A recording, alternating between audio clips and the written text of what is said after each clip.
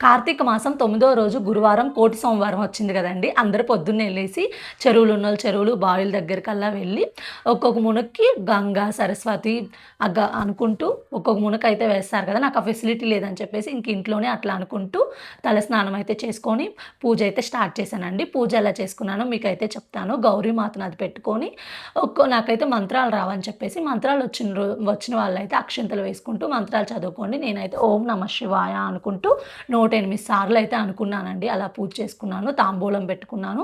ఇంక మా ఇంట్లో 7గురు ఉంటారు కాబట్టి నేనైతే ట్యాప్ దగ్గర పూజించుకున్నానండి. ట్యాప్ దగ్గర చేసుకుంటున్నాను. ఇంకా చెరువు అనుకోని అదే ఊహించుకొని ఇంకా డీస్‌లోకి అయితే నీళ్లు పట్టుకొని ఒక ప్లేట్‌లో అయితే 7 దీపాలైతే ఆవు నెయ్యిలో గానీ, నువ్వుల నూనెలో అయితే నానబెట్టేసుకొని ఇంక దీపాలైతే వెలిగించుకున్నాను.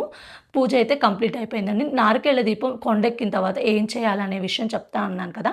నారికేళ దీపం కొండెక్కిన తర్వాత అండి ఆ 2 కొబ్బరి చిప్పలు తీసుకెళ్ళి పూలన్నీ తీసుకెళ్ళి చెట్టు మొదట్లో వేసి తొక్కన దగ్గర వేయాలండి. ఇంకా ప్రసాదం కిందైతే పొంగల్ చేసుకొని తినాలి. Please subscribe.